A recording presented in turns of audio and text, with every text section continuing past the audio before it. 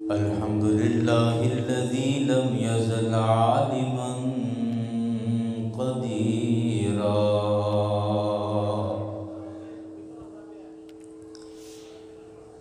حيا قيوما سميعا بصيرا والصلاة والسلام على رسوله الذي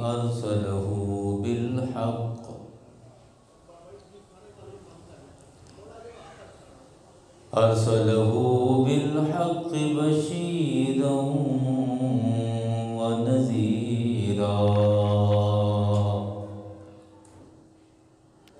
وعلى آله وأصحابه كثيرا كثيرا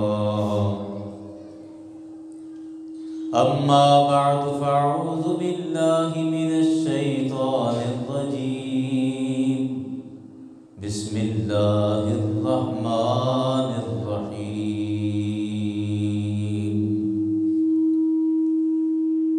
منها خلقناكم وفيها نعيدكم ومنها نخرجكم تارة أخرى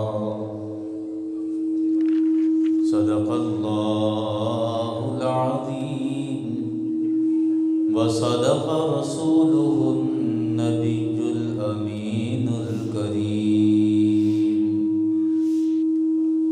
إن الله وملائكته يصلون على النبي يا أيها الذين آمنوا صلوا عليه وسلموا تسليما مل کے بابا سے بلند پڑھ لیں الصلاة والسلام عليك يا رسول الله الصلاة والسلام عليك يا نبي الله الصلاة والسلام عليك يا شفيع المذنبين وعلى آلك وأصحابك يا رحمة للعالمين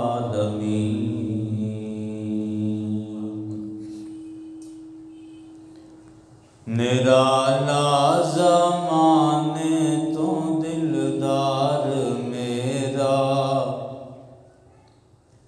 نرالا زمانے تو دلدار میرا نرالا زمانے تو دلدار میرا میں سارا زمانہ نظر مار ویکھاں میں سارا زمانہ نظر مار ویکھاں تیرے باج اکھیاں نو بھاوے نہ کوئی تیرے باج اکھیاں نو بھاوے نہ کوئی میں جس پاسے ویکھاں تینوں یار ویکھاں میں جس پاسے ویکھاں تینوں یار ویکھاں نرالا زمانے تو دلدار میرا میں سارا زمانہ نظر مار ویکھاں میں سارا زمانہ نظر مار ویکھاں نرالا زمانے تو دلدار میرا۔ حمد و ثنا کے بعد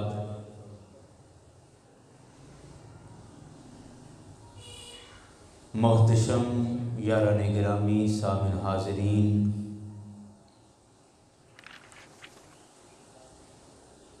آج جمادی الثانی کی 22 تاریخ ہے اور آج کے دن خلیفہ اول یار غار مصطفیٰ، یار مزار مصطفیٰ، فنا فی الرسول اول، حضرت سیدنا صدیق اکبر رضی اللہ عنہ کے وصال شریف کا دن ہے، اور اسی مناسبت سے آج کے خطبے میں ہم حضرت صدیق اکبر کا ذکر خیر کریں گے۔ ایک بڑی مشہور حدیث ہے جناب صدیق اکبر رضی اللہ عنہ کے حوالے سے، اسی حدیث پر گفتگو کرنے کی کوشش کروں گا۔ نبی مکرم صلی اللہ علیہ وسلم نے ارشاد فرمایا کہ مجھے 3 چیزیں بڑی پسند ہیں۔ پہلی چیز آپ نے فرمایا کہ مجھے نماز بڑی پسند ہے۔ دوسرا، میرے کریم آقا نے فرمایا کہ مجھے اچھی خوشبو کا استعمال کرنا بڑا پسند ہے۔ تیسرا، میرے آقا نے فرمایا کہ مجھے اچھی بیوی کا رکھنا بڑا پسند ہے۔ 3 چیزیں نبی مکرم صلی اللہ علیہ وسلم نے ارشاد فرمائی تو حضرت صدیق اکبر رضی اللہ تعالی عنہ سرکار کی بارگاہ میں عرض کرتے ہیں کہ آقا مجھے بھی 3 چیزیں بڑی پسند ہیں۔ میرے آقا نے فرمایا آپ کو 3 چیزیں کون سی پسند ہیں؟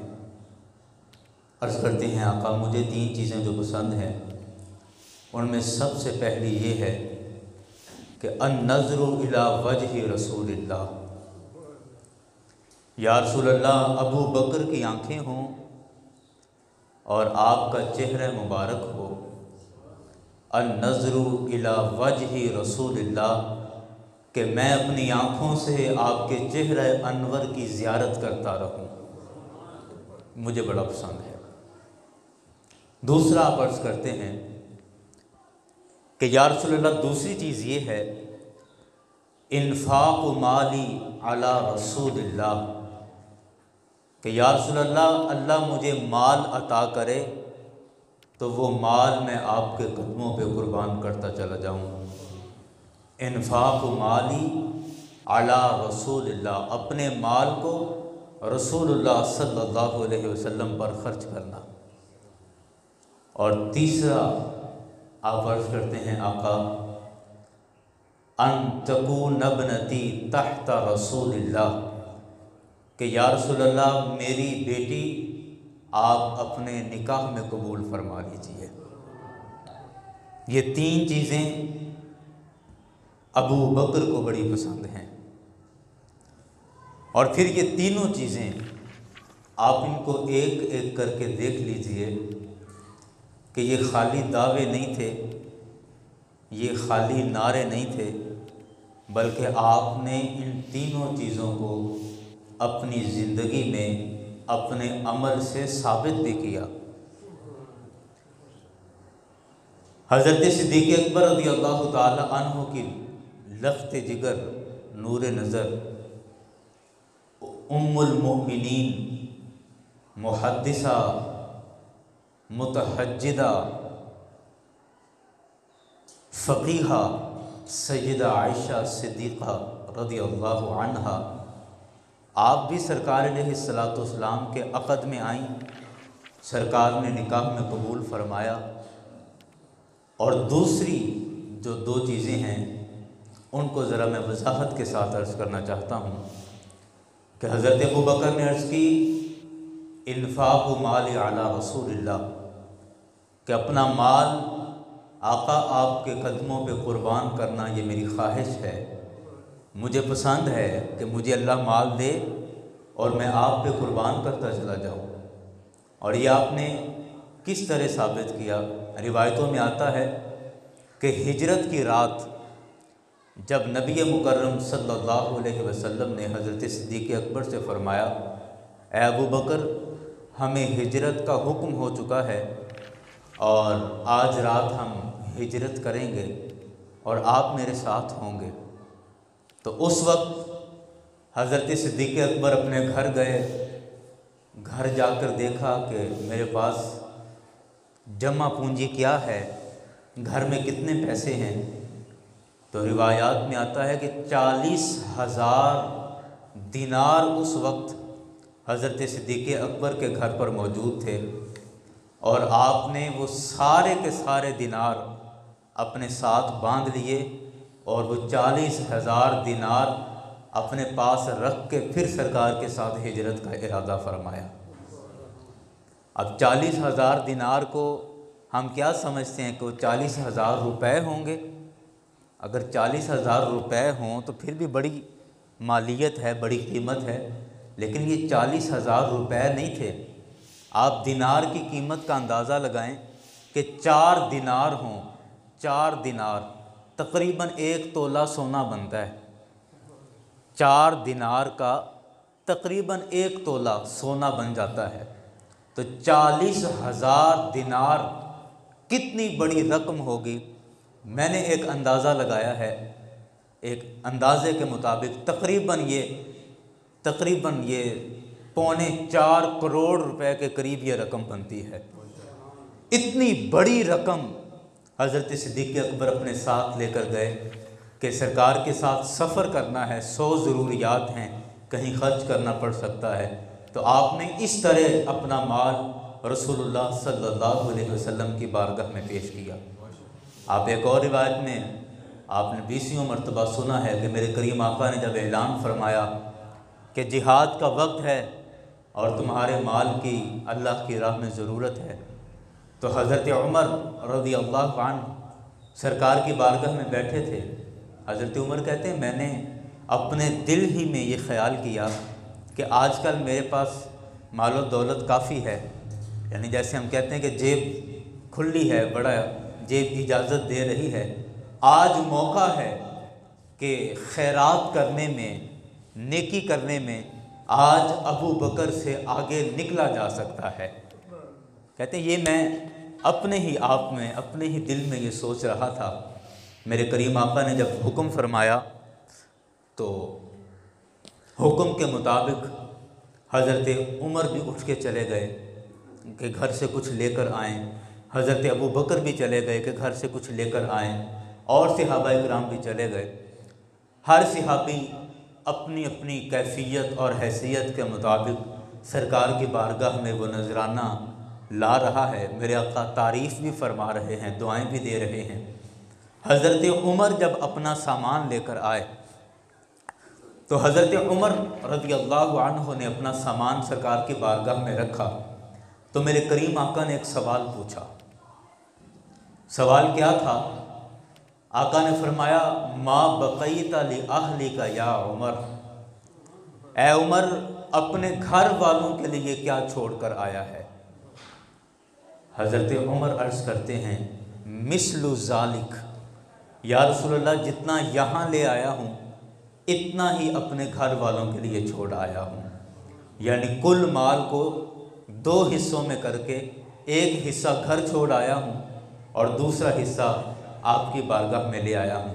میرے آقا نے تعریف فرمائی، دعائیں دیں، حضرت عمر بیٹھ گئے، اور عمر کہتے ہیں رضی اللہ عنہ کہ میں بیٹھ کر اب ذہنی طور پر یا دلی طور پر انتظار میں تھا کہ دیکھتے ہیں ابو بکر آج کیا لے کر آتے ہیں، ابو بکر کیا لے کر آتے ہیں۔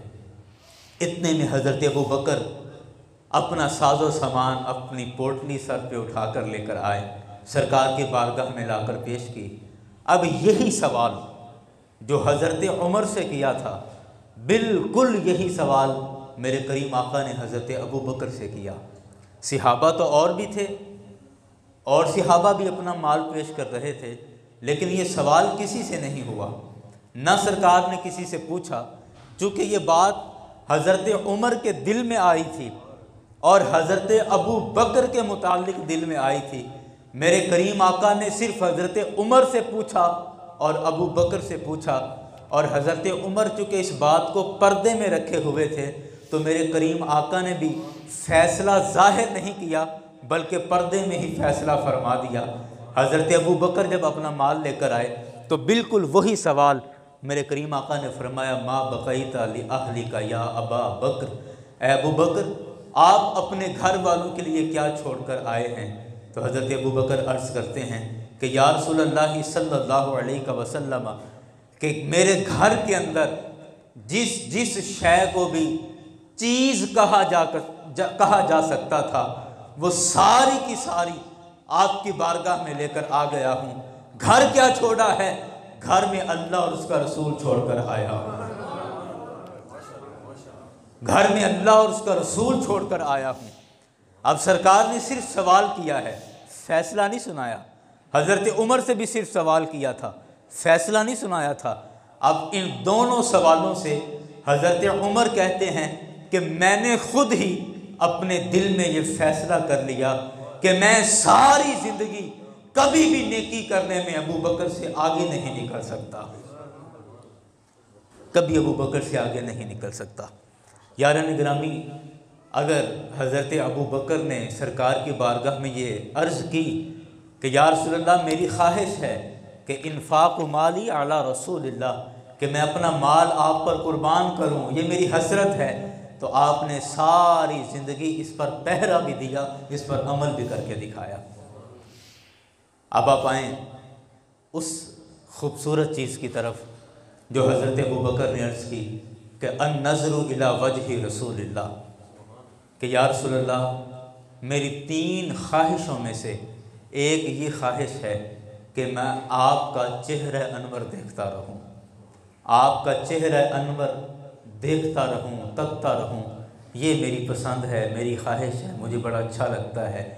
تو جب تعلق اس قدر لاڈلا ہو اور شان محبوبی کا جب یہ عالم ہو تو پھر بات کو کیسے ٹالا جا سکتا تھا؟ محبوب کی یا محب کی بات کو کیسے رد کیا جا سکتا تھا؟ میرے آقا نے حضرت ابو بکر کی جس طرح دوسری خواہشیں پوری کی، اس خواہش کو بھی میرے آقا نے پورا کیا، اور وہ کس طرح پورا کیا کہ ہجرت کی رات، میں مختصر عرض کر رہا ہوں کہ ہجرت کی رات جب حضرت ابو بکر اور میرے کریم آقا دونوں سفر کر رہے ہیں اور غار ثور پر، یہ مکہ شریف سے باہر تھوڑا سا ہی فاصلہ تھا، تو میرے کریم آقا کو حضرت ابو بکر عرض کرتے ہیں کہ یا رسول اللہ مجھے یقین ہے کہ جیسے ہی ہم مکے سے نکلے ہیں تو مکے کے کافر ہمارا پیچھا کرنے ہمارے پیچھے ضرور نکلے ہوں گے، تو زیادہ بہتر ہے سفر کرنے کی بجائے ہم یہاں کسی غار کے اندر چھپ جائیں، کچھ دیر غار کے اندر ٹھہر جائیں تاکہ ہمارا پیچھا کرنے والے، تعقب کرنے والے، ہم ان سے محفوظ رہ سکیں۔ میرے آقا نے فرمایا ٹھیک ہے۔ حضرت ابو بکر رضی اللہ عنہ اور میرے کریم آقا غار ثور والی پہاڑی پر چڑھنے لگ گئے۔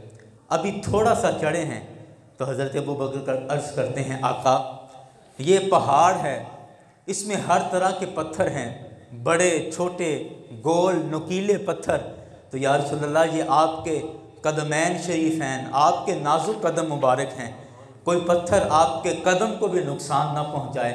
آقا اگر آپ میرے کندھوں پر تشریف رکھیں تو اس فقیر کے لیے یہ عزت کی بات ہوگی۔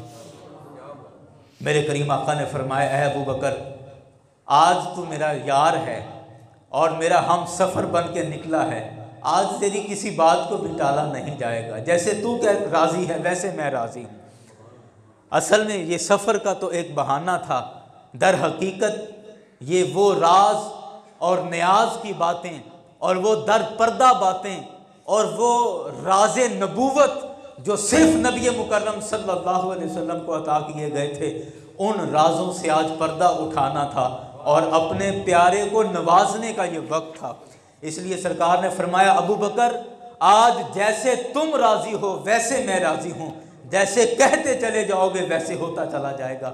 حضرت ابو بکر کی گزارش پر میرے کریم آقا حضرت ابو بکر کے کندھوں پر سوار ہو گئے اور یہ میری ایک کیفیت ہے، میرا یہ دل کہتا ہے کہ جب حضرت ابو بکر کے کندھوں پر امام الانبیاء جلوہ فرما ہو گئے اور ایک پاؤں مبارک اس طرف ہے، دوسرا پیر اس طرف ہے، اور حضرت ابو بکر سرکار کو کندھوں پر اٹھا کر پہاڑ چڑھ رہے ہیں، اور پھر پہاڑ بھی پورے پیر کے ساتھ نہیں کہ پورا پیر لگا تو کہیں مکے کے کھوجی ہمیں ڈھونڈ نہ لیں، آدھا آدھا پیر لگا کر اور یوں انگلیوں کے بل پہاڑ پر چڑھتے جا رہے ہیں اور نبوت کا بھار کندھوں پہ اٹھایا ہے۔ اور میری کیفیت اور میرا وجدان کہتا ہے کہ ابو بکر کی یہی معراج ہوگی، کہ یہی معراج ہے کہ آج امام الانبیاء ان کے کندھوں پر سوار ہیں، اور جب امام الانبیاء کندھوں پر تشریف فرما ہیں تو یقیناً حضرت ابو بکر کے دونوں ہاتھ میرے کریم آقا کے پیروں پر ہوں گے۔ اب حضرت ابو بکر کبھی سرکار کے اس قدم کو بوسہ دیتے ہوں گے، کبھی اس قدم کو بوسہ دیتے ہوں گے، اور اسی وجدانی کیفیت کے اندر حضرت ابو بکر پہاڑ چڑھتے چلے جا رہے ہیں، پہاڑ چڑھتے چلے جا رہے ہیں۔ غار ثور آ جاتی ہے، عرض کرتے ہیں آقا آپ یہاں جلوہ فرما ہوں۔ غلام اندر جاتا ہے، کوئی تکلیف دہ چیز ہوگی تو اسے دفع کر دے گا۔ حضرت ابو بکر اندر گئے، غار کی صفائی کی، میں المختصر عرض کر رہا ہوں، غار کی صفائی کی، صفائی کرنے کے بعد عرض کرتے ہیں آقا تشریف لے آئیے، غار صاف ہو گئی ہے۔ میرے کریم آقا جب غار کے اندر تشریف لے گئے اس وقت حضرت ابو بکر عرض کرتے ہیں آقا تھک گئے ہوں گے، آرام فرما لیجئے۔ آئے ہائے ہائے ہائے، آقا تھک گئے ہوں گے، آرام فرما لیجئے۔ آپ غور کریں، تھکے تو وہ جو اٹھا کر لایا ہے، جو کندھوں پر بیٹھ کر آیا ہے، اس نے کیا تھکنا ہے، لیکن یہ عشق ہے جو اس قدر ناز اٹھاتا ہے، جو اس قدر محبت اٹھاتا ہے۔ یہ ناز برداریاں عشق کے سوا اور کوئی نہیں کر سکتا، کہ کندھوں پر اٹھا کر پہاڑ چڑھے ہیں، پہاڑ پر چڑھ کر پھر عرض کرتے ہیں آقا تھک گئے ہوں گے، تشریف لائیے، آرام فرما لیجئے۔ میرے کریم آقا نے فرمایا سرکار سمجھ تو رہے ہیں کہ ابو بکر تھکے تو تم ہو، میں تو نہیں تھکا، لیکن آج جیسے تم راضی ویسے میں راضی، آج جیسے تم چاہتے ہو ویسی ہی میری چاہت ہے۔ آقا تشریف لائیے، آرام فرما ہو جائیے۔ میرے کریم آقا نے حضرت ابو بکر کے زانوں پر، حضرت ابو بکر کی گود میں سر رکھا اور سرکار آرام فرما ہو گئے۔ اب یہ تفصیلی واقعہ ہے، وہ سانپ والی بات اور وہ سارا معاملہ کہ حضرت ابو بکر نے ایک سوراخ میں اپنا پاؤں رکھا، بعض روایات میں انگوٹھا آیا یا ایڑی آئی، بہرکیف جو بھی تھا، ہم پاؤں کہہ لیتے ہیں تو دونوں چیزیں چلو آ جائیں گی، کہ آپ نے اپنا پاؤں ایک سوراخ میں رکھ لیا، وہ سانپ ڈنک لگا رہا ہے۔ حضرت ابو بکر اس زہر کی کیفیت میں مبتلا ہیں، لیکن جسم کو حرکت نہیں دیتے کہ کہیں میرے آقا بے آرام نہ ہو جائیں، سرکار کے آرام میں کہیں خلل نہ آ جائے۔ زہر جسم کو چڑھتا جا رہا ہے لیکن جسم میں کسی طرح کی حرکت نہیں ہے، اور حرکت کیوں نہیں ہے؟ اصل میں یہ انعام بہت بڑا تھا۔ آپ تھوڑا غور کریں کہ جب حضرت ابو بکر کی گود میں سرکار نے اپنا سر مبارک رکھا ہے، اب حضرت ابو بکر کی نظروں میں اور سرکار کے چہرے میں کتنا کو فاصلہ رہ گیا ہوگا، کتنا سا فاصلہ رہ گیا ہوگا۔ جس قدر قریب ہو کر حضرت ابو بکر نے میرے کریم آقا کو دیکھا ہے، اور کسی صحابی کو یہ سعادت نصیب نہیں ہوئی۔ میں نے بعض روایات میں یہاں تک پڑھا کہ کسی صحابی کو اتنی تاب نہیں تھی کہ آنکھ بھر کے میرے آقا کا چہرہ دیکھ سکے، ٹک ٹکی باندھ کر مصطفیٰ کا چہرہ دیکھ سکے، اتنی طاقت اور استطاعت نہیں تھی۔ لیکن قربان جائیں ابو بکر کی عظمت پر کہ یہ آپ کا ہی ظرف تھا کہ اتنے قریب سے مصطفیٰ کو دیکھ رہے ہیں، اور پھر چند منٹوں کے لیے نہیں بلکہ 3 دن اور 3 راتیں گزر گئی ہیں کہ نظریں ابو بکر کی ہیں، چہرہ مصطفیٰ کا ہے، دیکھتے چلے جا رہے ہیں، دیکھتے چلے جا رہے ہیں۔ اور وہ بات جو حضرت ابو بکر نے عرض کی تھی کہ یا رسول اللہ میری خواہش ہے کہ النظر الی وجہ رسول اللہ، کہ یا رسول اللہ نظریں ابو بکر کی ہوں، چہرہ آپ کا ہو، میں آپ کو دیکھتا چلا جاؤں۔ میرے آقا نے اس خواہش کو پورا کیا۔ 3 دن گزر گئے، 3 دن گزر گئے۔ جس قدر قریب سے میرے مصطفیٰ کو ابو بکر نے دیکھا ہے، یہ کسی صحابی کا نصیب نہیں ہوا، یہ صرف حضرت ابو بکر کا نصیب تھا۔ اب یہ جو انعام مل رہا تھا، اب یہ جو انعام اور نعمت مل رہی تھی، اب جسم کو ہلا کر اس زہر کے اثر سے اپنے آپ کو ہلا کر یا مصطفیٰ علیہ السلام کو بیدار کر کے حضرت ابو بکر اس سعادت کو کھونا نہیں چاہتے تھے۔ وہ جانتے تھے کہ آج میری قسمت کی معراج ہے کہ آج امام الانبیاء میری گود میں آرام فرما ہے۔ اللہ اکبر۔ یاران گرامی، کچھ فطرت کے، انسانی فطرت کے بھی کچھ تقاضے ہیں۔ آپ نے جسم تو نہیں ہلایا لیکن آنکھ سے آنسو ٹپک پڑے، میرے کریم آقا کے رخسار پر گرے۔ آقا نے فرمایا ابو بکر تجھے کس چیز نے رلایا؟ تو وہ عرض کی کہ آقا کوئی جانور مجھے ڈس رہا ہے۔ میرے کریم آقا نے فرمایا پاؤں باہر نکالو۔ سرکار نے اپنا لعاب دہن حضرت ابو بکر کے پیر پر لگایا، اللہ تعالیٰ نے فوراً شفا عطا فرما دی۔ تو جو بات میں عرض کر رہا تھا کہ حضرت ابو بکر نے خواہش کی کہ النظر الی وجہ رسول اللہ، یا رسول اللہ میری نظریں ہوں، آپ کا چہرہ ہو۔ تو کریم آقا نے اس خواہش کو بھی پورا کیا، اور اس قدر پورا کیا، اے ابو بکر آج موقع ہے، جس قدر چاہتا ہے جی بھر کے دیکھ لے۔ اللہ اکبر۔ اور پھر اس دیکھنے کا اور اس قرب کا اثر کیا ہوا؟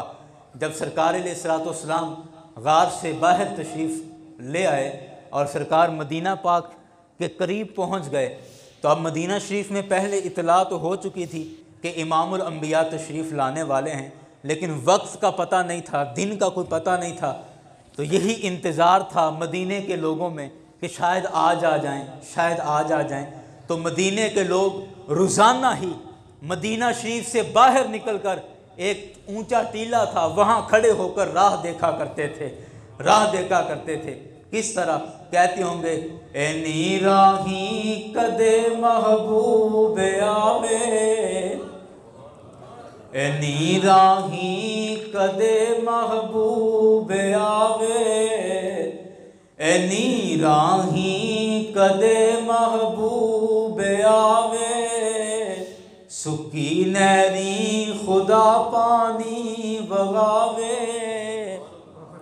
روزانہ باہر نکل کے مصطفیٰ کا راہ دیکھتے ہیں کہ شاید آج آقا تشریف لے آئیں، شاید آج آقا تشریف لے آئیں۔ تو جس دن میرے کریم آقا مدینہ شریف کے قریب پہنچے، اب حضرت ابو بکر ہیں اور مصطفیٰ کی ذات ہیں، مدینہ شریف کے قریب تشریف لے آئے۔ مدینے کے لوگ جو انتظار میں کھڑے تھے، سب نے سرکار کو نہیں دیکھا ہوا تھا، چند لوگ تھے جنہوں نے سرکار کو دیکھا اور کچھوں نے سرکار کو نہیں دیکھا ہوا تھا۔ اب جب دور سے میرے کریم آقا کو آتے ہوئے دیکھا، اب وہ جو 3 دن غار میں گزرے تھے، اس کا اثر یہ ہوا کہ اللہ تعالیٰ جو اپنے انوار اور اپنی تجلیات مصطفیٰ کے چہرے پر نازل فرماتا تھا، اللہ نے سرکار کے چہرے کا نور، اس کا حصہ حضرت ابو بکر کو بھی عطا فرما دیا۔ اور جب مدینے کے لوگ دور سے آتے ہوئے مصطفیٰ علیہ السلام کو دیکھ رہے ہیں، کچھ کہتے ہیں کہ یہ اللہ کے نبی ہیں، کچھ کہتے ہیں نہیں یہ اللہ کے نبی ہیں، کچھ کہتے ہیں یہ اللہ کے نبی ہیں، کچھ کہتے ہیں نہیں یہ اللہ کے نبی ہیں۔ پہچاننا مشکل ہوتا جا رہا ہے۔ جو انوار و تجلیات مصطفیٰ کے چہرے پر نازل ہو رہی تھی، انہی کا حصہ حضرت ابو بکر کو بھی مل رہا تھا، وہی تجلیات ابو بکر کے چہرے پر بھی تھیں، اور مدینے کے لوگ پہچاننا مشکل ہو رہا تھا کہ ان دونوں میں امام الانبیاء کون ہیں، رسول اللہ کون ہیں۔ اور جب حضرت صدیق اکبر نے ان کے اشاروں سے پہچانا کہ شاید یہ شک میں پڑے ہوئے ہیں کہ ان دونوں میں اللہ کے محبوب کون سے ہیں، اللہ کے رسول کون سے ہیں، آپ نے جلدی سے اپنی چادر اتاری اور سرکار کے سر مبارک پہ یوں تان دی کہ پتہ چل جائے آقا کون ہے اور غلام کون ہے۔ اللہ اکبر، اللہ اکبر۔ یاران گرامی، سرکار کی چہرہ انور کی زیارت کا اس قدر فیض ملا اور اس قدر وہ فائدہ ہوا حضرت صدیق اکبر رضی اللہ تعالی عنہ کہ وہ محبت جو ساری زندگی حضرت ابوبکر نے سرکار سے کی تھی، آئے ہائے ہائے میرے کریم آقا نے اس کا انعام عطا فرما دیا۔ کسی شاعر نے بڑی خوبصورت ترجمانی کی ہے، آپ میرے ساتھ مل کے پڑھیں گے تو ذرا مجھے آسانی ہو جائے گی۔ شاعر کہتا ہے نرالا زمانے تو دلدار میرا، ایسا محبوب ہے کسی کا؟ تو پھر بولو نرالا زمانے تو دلدار میرا، نرالا زمانے تو دلدار میرا، نرالا زمانے تو دلدار، میں سارا زمانہ نظر مار ویکھاں، میں سارا زمانہ، پڑھ لو نرالا زمانے تو دل میرا، میں سارا زمانہ نظر مار، تیرے باجوں اکھیاں نو بھاوے نہ کوئی، میں جس پاسے ویکھاں تینوں یار ویکھاں، میں جس پاسے ویکھاں تینوں کام، میں جس پاسے ویکھاں تینوں یار ویکھاں، میں جس پاسے ویکھاں تینوں یار۔ آخری بات سماعت فرمائیں اور پھر گفتگو مکمل کرتے ہیں۔ نبی مکرم صلی اللہ علیہ وسلم نے ایک موقع پر ارشاد فرمایا، ایک حبشی تھے، مدینہ شریف کے اندر ان کا انتقال ہو گیا اور ان کو مدینہ شریف کے اندر ہی دفن کیا گیا۔ اس موقع پر کریم آقا صلی اللہ علیہ وسلم نے ارشاد فرمایا، یہ حضرت عبداللہ بن عمر کی روایت ہے، مجمع الزوائد کے اندر موجود ہے۔ سرکار نے فرمایا کہ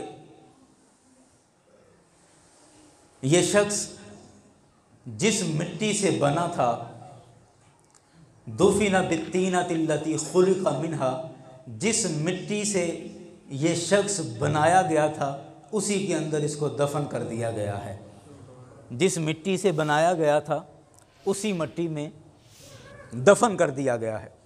صحابہ کرام کو حیرت ہوئی کہ یہ تو حبشی تھے، اور حبشی تو عرب کے رہنے والے نہیں ہیں، ظاہر بات ہے یہ حبشہ سے آئے ہیں اور وہاں سے ہجرت کر کے آئے ہیں۔ تو اس سرکار کے فرمان سے صحابہ کرام نے یہ مسئلہ نکالا، یہ مسئلہ اخذ کیا کہ یہ ہر انسان کا معاملہ ہے کہ انسان کو مٹی کے جس حصے سے بنایا گیا ہوتا ہے اسی حصے میں اس کو دفن کیا جاتا ہے، اسی حصے میں اس کو بولیں دفن کیا جاتا ہے۔ یہ تھوڑی تمہید کے ساتھ میں گفتگو مسئلہ سنانا چاہتا ہوں تاکہ بات زیادہ واضح ہو جائے۔ بالفرض ایک آدمی کی قبر راجہ جنگ میں ایک جگہ پر موجود ہے، تو اس کا مطلب کیا کہ یہ آدمی جب پیدا کیا گیا تھا، اللہ نے جب اس کی تخلیق فرمائی تھی، تو آج جس جگہ پر اس کی قبر ہے اسی جگہ کی مٹی سے اس کو تخلیق کیا گیا تھا، اس کو بنایا گیا تھا۔ یہ ہے مسئلہ۔ اور نبی مکرم صلی اللہ علیہ وسلم آپ کی قبر مبارک، آپ کا روضہ شریف آج جس جگہ پر موجود ہے یہ وہی جگہ ہے جو سرکار علیہ الصلوۃ والسلام کا حجرہ مبارک ہوا کرتی تھی، اور یہ حجرہ عائشہ رضی اللہ عنہا ہے، سیدہ عائشہ والا کمرہ ہے جس میں آج سرکار کا روضہ مبارک موجود ہے۔ اور اسی جگہ کے متعلق میرے کریم آقا نے فرمایا تھا کہ ما بین بیتی و منبری روضۃ من ریاض الجنہ، کہ میرے گھر اور میرے منبر کے درمیان یہ جو ٹکڑا ہے یہ جنت کے ٹکڑوں میں سے ایک ٹکڑا ہے۔ سرکار نے فرمایا یہ روضۃ من ریاض الجنہ، یہ جنت کے ٹکڑوں میں سے ایک ٹکڑا ہے، اور اسی جنت کے ٹکڑے میں میرے کریم آقا کا روضہ مبارک ہے۔ ٹھیک ہے، اب اس زمین کے ٹکڑے کے متعلق محدثین کے مختلف اقوال ہیں، نہیں قول تو ایک ہی ہے لیکن مختلف محدثین نے یہ قول فرمایا۔ ملا علی قاری رحمۃ اللہ علیہ نے مشکات المصابیح کی شرح کے اندر اس کو بیان فرمایا عمدۃ القاری کے اندر علامہ بدر الدین عینی رحمۃ اللہ علیہ نے اس کو بیان فرمایا، اور دیگر محدثین نے بھی اس کو بیان فرمایا کہ یہ جو زمین کا ٹکڑا ہے، جب اللہ تعالیٰ قیامت بھیجے گا، قیامت آئے گی اور ساری زمین فنا ہو جائے گی، تو زمین کا یہ ٹکڑا فنا نہیں ہوگا، بلکہ ينقل الی الجنۃ بعینہ، کہ یہ بعینہ یہ زمین کا ٹکڑا جنت میں منتقل کر دیا جائے گا، یہ ٹکڑا فنا نہیں ہوگا، یہ اسی طرح جنت میں منتقل کر دیا جائے گا۔ یہ تمام محدثین نے بیان فرمایا ہے۔ اب ایک مسئلہ تو اس سے نکل آیا کہ حضرت رسول پاک صلی اللہ علیہ وسلم جس جگہ پر آج سرکار کا روضہ ہے، تو سرکار علیہ الصلوۃ والسلام کی جب تخلیق فرمائی گئی، سرکار کو جب پیدا فرمایا گیا، تو اسی زمین کے حصے سے، جنت کے اسی ٹکڑے سے مٹی لے کر میرے آقا کا وجود بنا ہے، کہ سرکار جنت کی مٹی سے بنے ہیں اور آج اسی مٹی میں سرکار آرام فرما ہیں۔ یہ بات تو سمجھ آ گئی۔ اب اس مسئلے کے دوسرے رخ کی طرف آئیے اور اس کو سمجھیے، پھر اس کا نتیجہ خود نکل آئے گا۔ حضرت ابو بکر رضی اللہ عنہ کا جب وصال شریف کا وقت قریب آیا، تو آپ نے وصیت کی، آپ نے فرمایا کہ جب میں دنیا سے چلا جاؤں، پردہ کر جاؤں، تو مجھے اسی پیالے سے غسل دینا جس پیالے سے میرے آقا کو غسل دیا گیا۔ اور پھر آپ نے فرمایا کہ میری چارپائی کو غسل کے بعد، کفن کے بعد، میری چارپائی روضہ رسول کے سامنے لے جانا اور سرکار کی بارگاہ میں میری چارپائی رکھ کر یہ عرض کرنا، السلام علیکہ یا رسول اللہ۔ آئے ہائے، یہ حدیث کے لفظ ہیں کہ السلام علیکہ یا رسول اللہ، ھذا ابو بکر یستأذن، یہ ابو بکر ہیں جو آپ کی سنگت اور آپ کے قرب کی اجازت چاہتے ہیں۔ اگر میرے آقا کے روضے کا دروازہ کھل جائے اور سرکار کی بارگاہ سے جواب آ جائے، تو مجھے سرکار کی تربت مبارک کے ساتھ دفن کر دینا۔ اگر کوئی جواب نہ آئے تو مجھے مسلمانوں کے قبرستان میں، جنت البقیع میں مجھے دفن کر دینا۔ یہ آپ نے وصیت کر دی، اور وصیت کے مطابق آپ کو اسی برتن سے غسل دیا گیا جس برتن سے آقا کو غسل دیا گیا تھا۔ اور پھر آپ کی چارپائی کو امام ابن عساکر نے اس کو تاریخ دمشق کے اندر لکھا ہے، اور اس کے علاوہ امام حلبی نے سیرت حلبیہ کے اندر یہ واقعہ لکھا ہے۔ امام ابن حجر عسقلانی رحمۃ اللہ علیہ نے اس پر جرح بھی کی ہے، آپ نے اس پہ نقد بھی کیا ہے، لیکن بہت سارے معتبر محدثین نے اس واقعے کو ذکر بھی کیا ہے۔ یاران گرامی، اور یہ روایت بھی حضرت علی المرتضیٰ رضی اللہ تعالی عنہ کی ہے۔ اب یہ دیکھیں کس طرح کا خوبصورت امتزاج ہے اس حدیث کے اندر، کہ مولا علی خود بیان کر رہے ہیں، اور کن کے متعلق؟ حضرت ابو بکر کے متعلق بات کر رہے ہیں۔ کہتے ہیں کہ میں نے خود یہ بات کہی جب روضہ رسول کے سامنے حضرت ابو بکر کی چارپائی رکھ دی گئی، تو چارپائی سے آگے بڑھ کر مولا علی کہتے ہیں میں خود آگے بڑھ کر رسول اللہ کی بارگاہ میں عرض کرتا ہوں، السلام علیکہ یا رسول اللہ، ھذا ابو بکر یستأذن، کہ یا رسول اللہ آپ پر سلام ہو، یہ ابو بکر ہے جو آپ کے قرب کے اندر دفن ہونے کی اجازت چاہتا ہے۔ حضرت علی خود بیان کرتے ہیں کہ میری یہ بات کرنا تھی کہ روضہ رسول کا دروازہ کھل جاتا ہے، میرے مصطفیٰ کی قبر مبارک سے آواز آتی ہے کہ ادخل الحبیب الی الحبیب۔ آج وقت ہے، جس طرح ساری زندگی ابو بکر میرے ساتھ رہا ہے، آج بھی اس محبوب کو میرے ساتھ داخل کر دیا جائے۔ ادخل الحبیب الی الحبیب، حبیب کو حبیب کے ساتھ داخل کر دیا جائے۔ آئے ہائے ہائے، اس اجازت کے ساتھ حضرت ابو بکر رضی اللہ عنہ کی تربت مبارک، آپ کی قبر مبارک سرکار کی قبر انور کے بالکل ساتھ بنائی گئی۔ جس جگہ پر سرکار کے کندھے مبارک ہیں، اس جگہ پر حضرت ابو بکر کا سر مبارک رکھ کے، یعنی تھوڑا سا نیچے کر کے یہ قبر مبارک بنائی گئی۔ بہرکیف ان دونوں باتوں کے بعد اب جو میں خلاصہ اس کا عرض کرنے لگا ہوں، نتیجہ عرض کر رہا ہوں کہ میرے مصطفیٰ کی یہ عظمت ہے، یہ شان ہے کہ اللہ تعالیٰ نے جب مصطفیٰ علیہ السلام کے وجود کو تخلیق فرمایا، اس دنیا کی مٹی سے نہیں بلکہ جنت کی مٹی سے بنایا۔ وجہ کیا ہے، ثبوت کیا ہے کہ آج سرکار جنت کے ٹکڑے کے اندر آرام فرما ہیں، روضۃ من ریاض الجنہ کے اندر آرام فرما ہیں۔ اس بات سے ثابت ہوتا ہے کہ جب سرکار کا وجود تخلیق فرمایا گیا تو جنت کی مٹی سے وجود بنایا گیا۔ یاران گرامی غور کریں کہ حضرت ابو بکر کی عظمت اور شان پر کروڑوں مرتبہ قربان جائیں کہ جس جنت کے ٹکڑے میں مصطفیٰ آرام فرما ہیں وہیں ابو بکر جلوہ گر ہیں، وہیں ابو بکر آرام فرما ہیں۔ نتیجہ کیا نکلا کہ اللہ تعالیٰ نے مٹی کے جس حصے سے مصطفیٰ کے وجود کو تخلیق فرمایا ہے اسی حصے سے ابو بکر کے وجود کو تخلیق فرمایا۔ جس جنت کی مٹی سے مصطفیٰ کا خمیر تیار کیا گیا اسی جنت کی مٹی سے ابو بکر کا خمیر تیار کیا گیا ہے۔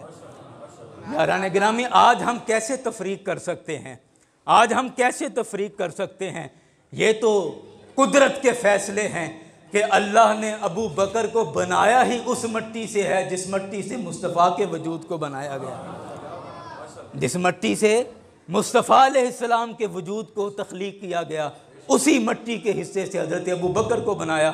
تو پھر یہ محبتیں، یہ قربتیں، یہ پیار، یہ شفقت، یہ تو پھر اللہ کا فیصلہ تھا، یہ تو قدرت نے روز ازل سے لکھ دیا تھا کہ ابو بکر ہوگا، وہ ساری زندگی مصطفیٰ کا جان نثار رہے گا، وہ مصطفیٰ کا یار غار بھی ہوگا، مصطفیٰ کا یار مزار بھی ہوگا۔ یہ تو قدرت کے فیصلے تھے۔ آج ہم اتنے سالوں بعد اگر شان ابو بکر میں زبانیں کھولیں اور شان ابو بکر میں ہم بھونکیں اور ان کی شان کے اندر نقص بیان کریں، تنقیص بیان کریں، تو میرا خیال ہے یہ ہم قدرت کے فیصلوں کو چیلنج کر رہے ہیں۔ یاران گرامی یہ اللہ کے فیصلوں کو ہم چیلنج کر رہے ہیں۔ ہمیں ڈرنا چاہیے اس وقت سے کہ جب موت کا وقت قریب آئے، ہمارے جسم سے روح نکالی جائے تو کہیں ہم بے ایمان ہو کر نہ مر جائیں کہ ساری زندگی شان ابو بکر کے اندر گستاخیاں کر کر کے ہم اپنے ایمان کو نہ ضائع کر بیٹھیں۔ رب کے فیصلوں پر تنقید کرنے سے ہم اپنے ایمان کو ضائع نہ کر دیں، کہیں ایسا نہ ہو کہ بغیر ایمان کے ہی دنیا سے چلے جائیں۔ یاران گرامی اپنے ایمان کی سلامتی کے لیے ضروری ہے کہ جب جب مصطفیٰ کا نام لیا جائے تب تب ابو بکر کا بھی ذکر خیر کیا جائے۔ جس جگہ مصطفیٰ کا ذکر بلند ہو وہاں ابو بکر کا ذکر بھی بلند ہو۔ یاران گرامی اس تقریر کے اندر میرے اپنے جذبات شامل تھے، اور حضرت ابو بکر نے جس طرح سرکار سے محبت کی ہے، جس طرح آقا سے پیار کیا ہے، آپ ہر مسلمان کے دل کی دھڑکن ہیں، ہر مسلمان کے دل کی دھڑکن ہیں۔ آج اگر کوئی ان کی شان میں بھونکے تو ہمارے دل دکھیں گے، ہمارے دل رنجیدہ ہوں گے، کیونکہ ان کی محبت تو ہمارے دل کے اندر ایسی بس چکی ہے جیسے دل کے اندر خون شامل ہوتا ہے۔ یاران گرامی اللہ کی بارگاہ سے ہمیشہ دعا کریں کہ یا اللہ ہمیں ساری زندگی اپنے کسی بھی پیارے کا گستاخ نہ بنانا، کسی بھی پیارے کا منکر نہ بنانا۔ یا اللہ جو تیرا پیارا ہے ہمیں ساری زندگی اس سے محبت کرنا عطا کرنا، اس سے محبت کرنا نصیب فرمانا۔ اللہ تعالیٰ ان سے محبت کی توفیق عطا فرمائے۔ وما علینا الا البلاغ۔